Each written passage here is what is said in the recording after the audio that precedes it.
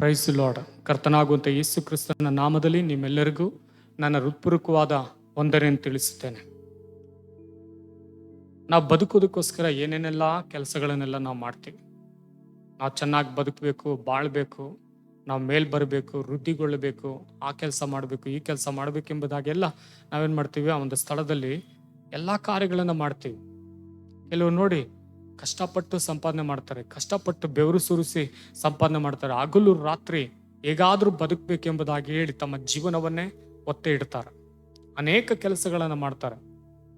ಹೌದಲ್ಲ ನನ್ನ ಪ್ರೀತಿಯುಳ್ಳ ದೇವಜನ, ನಿಮ್ಮ ಜೀವಿತದಲ್ಲೂ ಕೂಡ ಅನೇಕ ಕಾರ್ಯಗಳನ್ನು ಮಾಡ್ತಾರೆ. ಆದರೆ ಯಾವ ಕಾರ್ಯ ಮಾಡಿದ್ರು ಕೂಡ ಬದುಕೋದಕ್ಕೆ ಮಾರ್ಗನೇ ಗೊತ್ತಾಗದೆ ಇದ್ದಾರೆ, ಬದುಕೋದಕ್ಕೆ ದಾರಿ ತಿಳಿಯದವರಾಗಿ ಇದ್ದಾರೆ.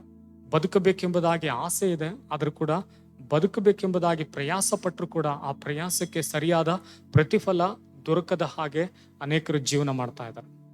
ಇವತ್ತು ನಮ್ಮ ಜೀವಿತದಲ್ಲಿ ಅದೇ ರೀತಿಯಾಗಿ ಜೀವನ ಮಾಡ್ತಾ ಇದೀವ. ಸತ್ಯವೇದ ಒಂದು ವಾಕ್ಯ ಹೇಳುತ್ತೆ, ಕೀರ್ತನೆ 119:77ನೇ ವಾಕ್ಯದಲ್ಲಿ ಓದುತ್ತೇವೆ, ನಾನು ಬದುಕುವಂತೆ ನಿನ್ನ ಕರುಣೆಯನ್ನು ನನಗೆ ದೊರೆಯಲಿ, ನಿನ್ನ ಧರ್ಮಶಾಸ್ತ್ರವೇ ನನಗೆ ಆನಂದವಾಗಿದೆ. ನೋಡಿರಿ, ನಾನು ಬದುಕುವಂತೆ ನಿನ್ನ ಕರುಣೆ ನನಗೆ ದೊರೆಯಲಿ. ಹೌದು, ನಾವು ಬದುಕಿಕೊಳ್ಳುವುದಕ್ಕೆ ದೇವರ ಕರುಣೆ ಅವಶ್ಯಕತೆ. ನೋಡಿ, ಒಬ್ಬ ಮನುಷ್ಯನು ಕುರುಡನು ಹೋಗಿ ದಾವಿದನ ಕುಮಾರನೇ ನನ್ನನ್ನು ಕರುಣಿಸು, ದಾವಿದನ ಕುಮಾರನೇ ನನ್ನನ್ನು ಕರುಣಿಸು ಎಂಬುದಾಗಿ ಹೇಳಿ ಕೂಗ್ತಾ ಹೋಗ್ತಾ ಇದ್ದಾನೆ. ಅಲ್ಲಿರುವಂತ ಜನರೆಲ್ಲ ಸುಮ್ಮನೆ ಇರು, ಯಾಕೆ ಅರ್ಚ್ತೀಯ, ಯಾಕೆ ಕೂಗ್ತೀಯ ಎಂಬುದಾಗಿ ಹೇಳಿ ಅವರು ಎಷ್ಟೇ ಅವ್ರಿಗೆ ತಡೆ ಮಾಡಿದ್ರು ಕೂಡ ಮತ್ತೆ ಅವನು ದೇವರ ಸನ್ನಿಧಾನದಲ್ಲಿ ಕೂಗ್ತಾನೆ, ದಾವಿದನ ಕುಮಾರನೇ ನನ್ನನ್ನು ಕರುಣಿಸು, ನನ್ನನ್ನು ಕರುಣಿಸು ಎಂಬುದಾಗಿ ಹೇಳಿ ಮತ್ತೆ ಇನ್ನಷ್ಟು ಹೆಚ್ಚಾಗಿ ಕೂಗುವುದಕ್ಕೆ ಪ್ರಾರಂಭಿಸ್ತಾನೆ. ಆದ್ರೆ ಯೇಸು ಸ್ವಾಮಿ ನಿಂತ್ಕೊಳ್ಳೋದೇ ಇಲ್ಲ, ಅವ್ರು ಮುಂದೆ ಹೋಗ್ತಾನೆ ಇದ್ದಾರೆ.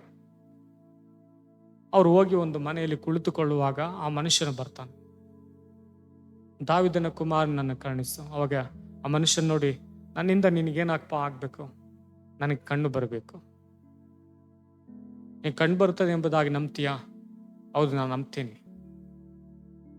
ನೋಡಿ, ಆ ಮನುಷ್ಯನ ಮೇಲೆ ಕೈ ಇಟ್ಟು ಪ್ರಾರ್ಥನೆ ಮಾಡಿದ ಮೇಲೆ, ನೀನ್ ನಂಬಿದಂತೆಯೇ ನಿನಗಾಗಲಿ ಎಂಬುದಾಗಿ ಹೇಳಿದ ಕ್ಷಣದಲ್ಲಿ ಆ ಮನುಷ್ಯನಿಗೆ ಕಣ್ಣುಗಳು ಬಂದವು. ನೋಡಿ, ದೇವರ ಕರುಣೆ. ಆತನೇನು ಉಪಯೋಗಿಸಿದ, ದಾವಿದನ ಕುಮಾರನ್ ನನ್ನನ್ನು ಕರುಣಿಸು. ಇವತ್ತು ನಾವು ಬದುಕಿಕೊಳ್ಳಬೇಕಾದ್ರೆ ದೇವರ ಸನ್ನಿಧಾನದಲ್ಲಿ ಕೂಡ ನಾವು ಕೂಡ ದೇವರ ಸಮ್ಮುಖದಲ್ಲಿ ಕೂಗ್ಬೇಕು. ನಾವು ಬದುಕುವುದಕ್ಕೆ ದೇವರೇ ನಿನ್ನ ಕರುಣೆಯನ್ನು ಅನುಗ್ರಹಿಸಿ ಎಂಬುದಾಗಿ ಕೇಳಬೇಕು, ನಿನ್ನ ಕರುಣೆ ನನಗೆ ದೊರೆಯಲಿ ಎಂಬುದಾಗಿ ಕೇಳಬೇಕು. ಯಾಕೆಂತ ಹೇಳಿದ್ರೆ, ಪಾಪಿಷ್ಟರಿಗೂ ಅನೇಕ ದುಷ್ಟತನದಲ್ಲಿ ಇರುವವರಿಗೂ ಯೇಸು ಕ್ರಿಸ್ತನು ಆತನು ಅತಿ ಪ್ರಿಯವುಳ್ಳವನಾಗಿದ್ದಾನೆ, ಅವರನ್ನೇ ಹೆಚ್ಚಾಗಿ ಪ್ರೀತಿಸುವವನಾಗಿದ್ದಾನೆ. ಈ ಬೆಳಗಿನ ಜಾವದಲ್ಲಿ ನಾನಿಷ್ಟು ಕ್ರೂರಿ, ನಾನಿಷ್ಟು ಪಾಪಿ, ನನ್ನನ್ನು ದೇವರು ಕರುಣಿಸ್ತಾರ, ನಾನು ಬದುಕಿಕೊಳ್ಳುವಂತೆ ದೇವರು ಮಾರ್ಪಡಿಸ್ತಾರ, ನಾನು ಇಷ್ಟೆಲ್ಲ ಮಾಡಿದ್ದೀನಿ, ಅವ್ರು ನನ್ನ ತಪ್ಪನ್ನ ಕ್ಷಮಿಸ್ತಾರ? ಹೌದು, ನೀನು ದೇವರ ಸನ್ನಿಧಾನದಲ್ಲಿ ಒಪ್ಪಿಸಿಕೊಡುವಾಗ ನಿನ್ನ ಜೀವಿತದಲ್ಲಿ ದೇವರೇನ್ ಮಾಡ್ತಾರೆ, ಅದ್ಭುತ ಮಾಡುವುದಕ್ಕೆ ಪ್ರಾರಂಭಿಸ್ತಾರೆ.